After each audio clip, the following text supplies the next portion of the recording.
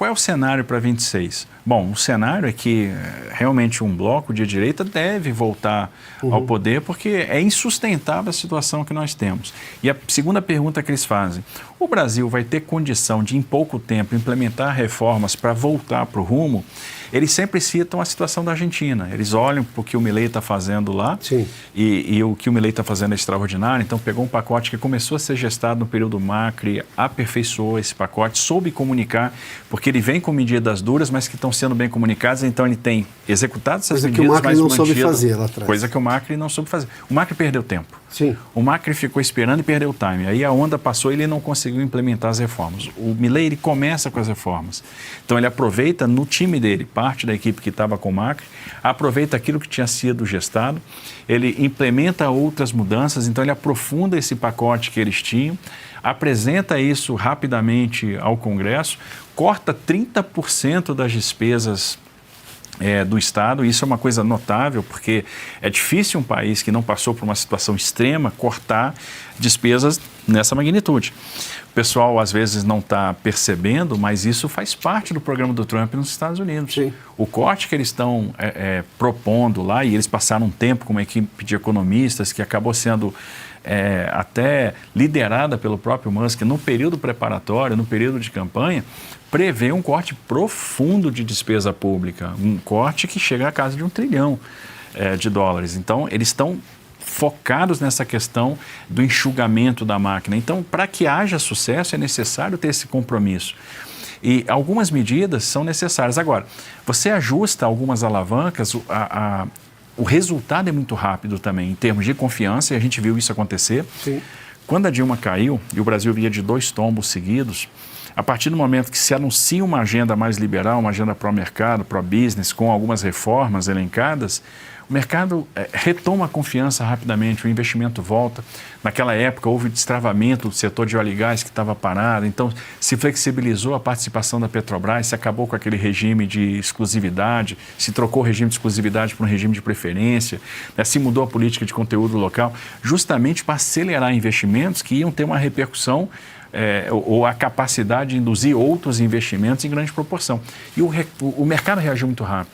O mercado reagiu muito bem ao governo Bolsonaro. Então, veja, o que o Bolsonaro conseguiu atrair, por exemplo, de investimentos, vários leilões de infraestrutura, se deixou o Brasil com quase R$1 trilhão de investimento contratado. Isso é uma coisa notável, as reformas que foram feitas. Então, o que o mercado olha? Puxa, a turma volta em 27? Volta. É capaz de implementar medidas rápidas, é capaz de se falar em reforma administrativa, em desvinculação de receitas, em desindexação da economia, Sim. em privatizações? Claro que é. Dá para fazer isso rapidamente? Dá. O Congresso compraria isso? Com certeza, porque a gente está falando de um próximo presidente que vai vir com uma maioria parlamentar. Então, a virada de chave ela é rápida. E o senhor já percebe um Congresso que já, digamos, se cansou desse modelo leniente e perdulário do governo Lula, em que pese o fato daquelas questões das emendas, as emendas em algum momento aprovaram, por exemplo, o voto de qualidade do CARF, que é um negócio assim completamente surreal. Ainda não rendeu tudo que o governo queria, mas era o que o governo queria naquele momento. A reforma tributária, que eu vou ter que falar com o senhor, conversamos à época, quando ainda estava na Câmara, o senhor estava muito otimista em relação à reforma tributária, eu preciso perguntar agora como o senhor está.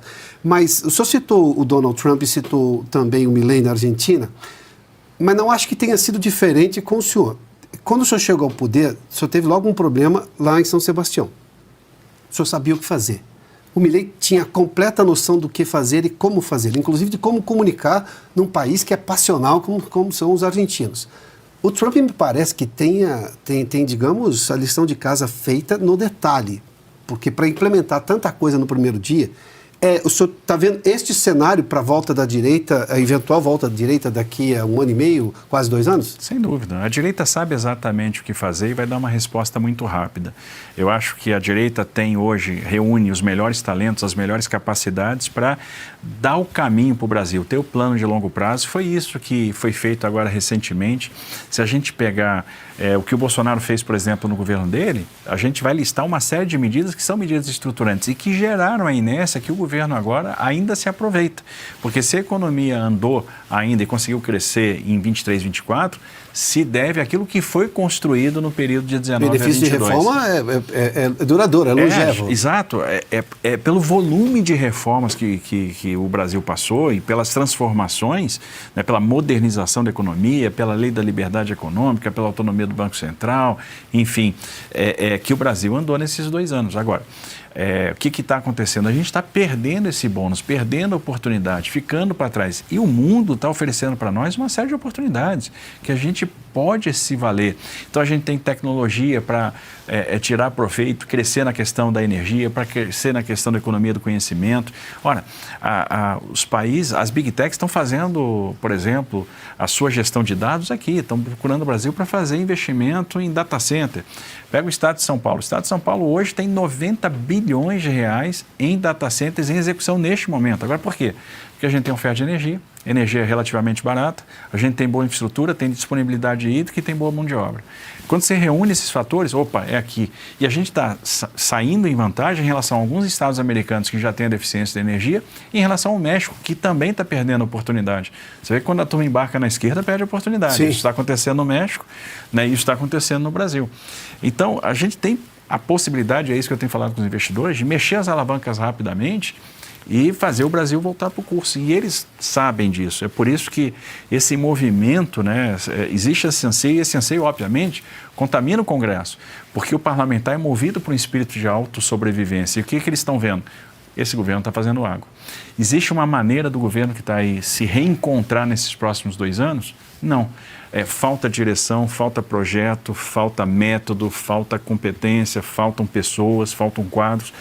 E aí tem aquela questão ideológica mesmo, eles estão na direção absolutamente errada, estão na contramão, eles estão trazendo fórmulas do passado que nunca deram certo e não dará certo novamente. É a receita do fracasso. Então, o que de certa forma está permeando o mercado? Olha, não tem mais jeito, vamos aguentar aí 2 anos e a gente tem que vir com uma mudança a partir de 26.